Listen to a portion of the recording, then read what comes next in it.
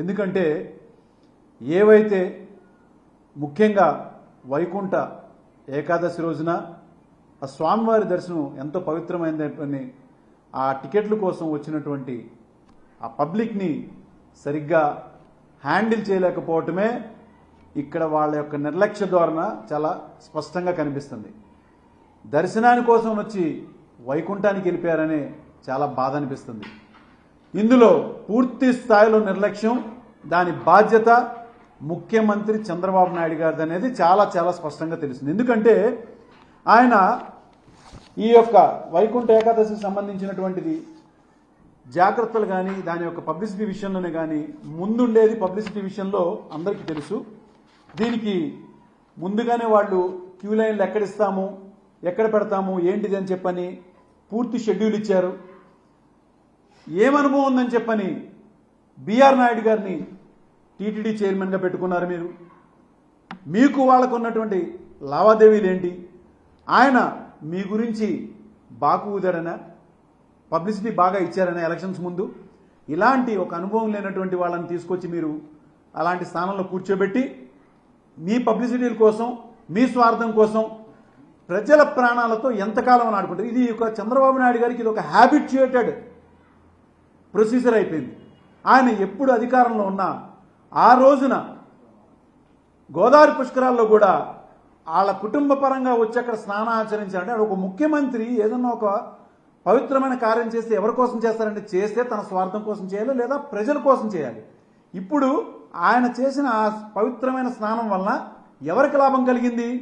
23 మంది ప్రాణాలు కోల్పోయారు.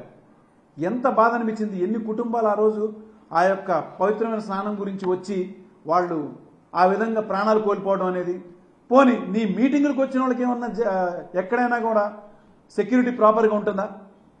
వాళ్ళు తిరిగి ఇంటికి వెళ్తారని చెప్పి నమ్మకం ఉందా?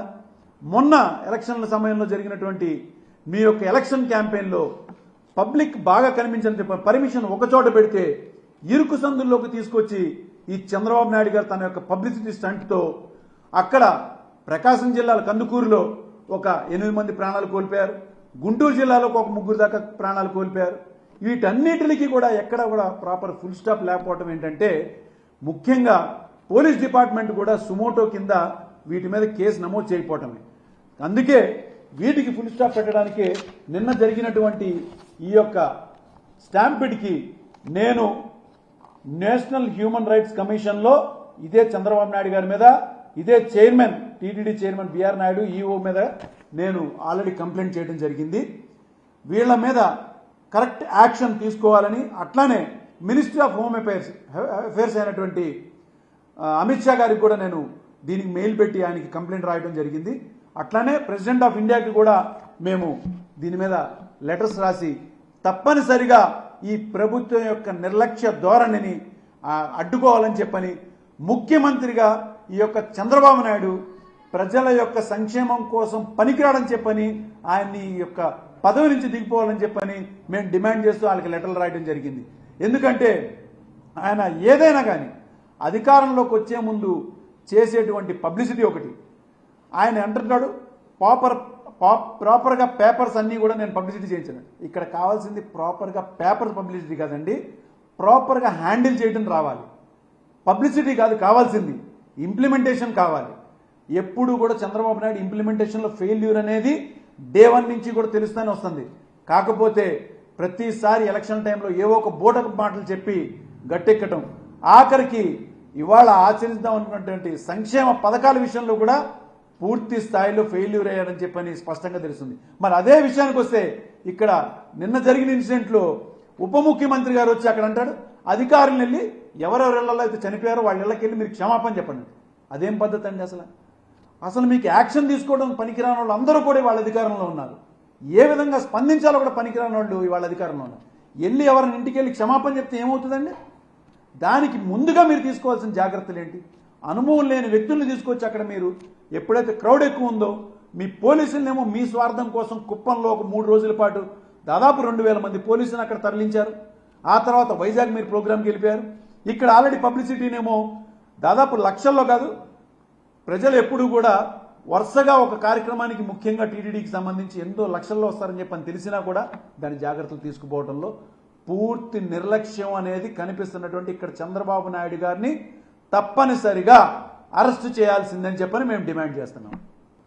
ముఖ్యంగా దీని విషయంలో ఎవరినైతే ఆ ఇన్సిడెంట్ జరిగిన సంఘటన స్థలంలో వేసినటువంటి ఆఫీసర్స్ ఎవరైతే ఉన్నారో వాళ్ళని అప్పటికప్పుడు వేరే డిపార్ట్మెంట్స్ నుంచి తీసుకొచ్చి అక్కడ అనుభవం లేనటువంటి వాళ్ళని కొంతమందిని పెట్టి, పోలీస్ డిపార్ట్మెంట్లో సంబంధం లేనటువంటి అధికారులను కొంతమందిని డిఎస్పీ గారిని సస్పెండ్ చేశారు. అక్కడ పబ్లిక్ చెప్పడం ఏంటంటే అక్కడ అధికారులు ఏవైతే ప్రాపర్గా బ్యారికేడ్స్ కట్టడం కానీ అక్కడ ఉన్నటువంటి పబ్లిక్ వస్తున్న దానికి కానీ తీసుకోవాల్సినటువంటి జాగ్రత్తలు తీసుకోలేదు. మరి ఈ చేస్తున్నటువంటి నిర్లక్ష్య ధోరణిని కవర్ చేసుకోవడానికి అక్కడ సంబంధిత అధికారులు ఎవరైతే ఉన్నారో వాళ్ళని మాత్రం పక్కదో పట్టించడానికి ముఖ్య కారణం ఏంటంటే వాళ్ళ సామాజిక వర్గం వాళ్ళని చెప్పని కూడా పూర్తిగా దీని విషయంలో బయటపడింది. సంబంధం లేని ఎవరో అధికారులను తీసుకొచ్చి ఈ యొక్క ఇన్సిడెంట్లు ఇరికించి మరీ కావాలని వీళ్ళ మీద తప్పుడు కేసులు పెట్టి వాళ్ళని సస్పెండ్ చేయడానికి పూర్తి స్థాయిలో సన్నాహాలు చేశారనేది కూడా చాలా స్పష్టంగా తెలుస్తుంది.